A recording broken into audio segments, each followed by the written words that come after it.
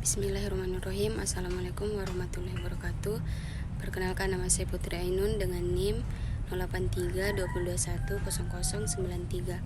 Baik, pada kesempatan kali ini saya akan menjelaskan mengenai perusahaan yang menggunakan e-bisnis dan e-commerce. Yang pertama, untuk perusahaan e-bisnis yaitu ada AirAsia. AirAsia menciptakan brand ASEAN yang diakui secara global, mencapai tarif terhemat sehingga semua orang bisa terbang dengan AirAsia. Mempertahankan produk berkualitas tinggi, menggunakan teknologi untuk mengurangi pembiayaan dan meningkatkan kualitas layanan.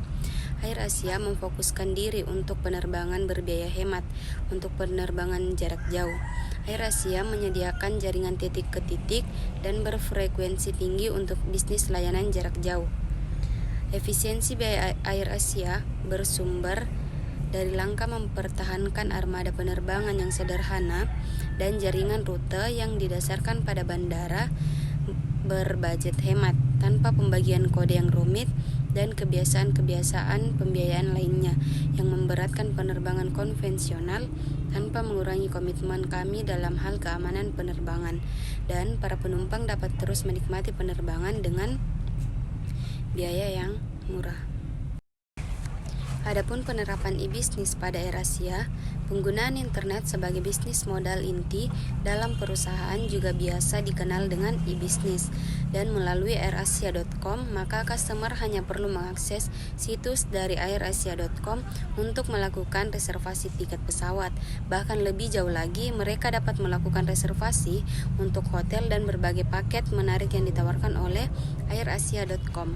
Dan dengan sistem e-bisnis tersebut, AirAsia dapat melakukan efisiensi biaya seperti komisi untuk travel agent, dan juga AirAsia tidak perlu membuat sistem human research sebanyak pada perusahaan penerbangan lainnya.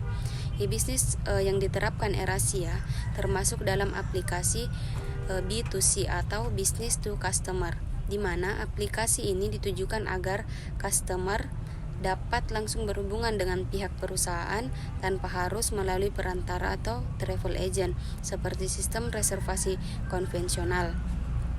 Penerapan e-bisnis pada AirAsia memberikan berbagai keuntungan baik untuk pihak perusahaan maupun bagi pihak customer. Adapun perusahaan yang menggunakan aplikasi e-commerce yaitu salah satunya Gramedia.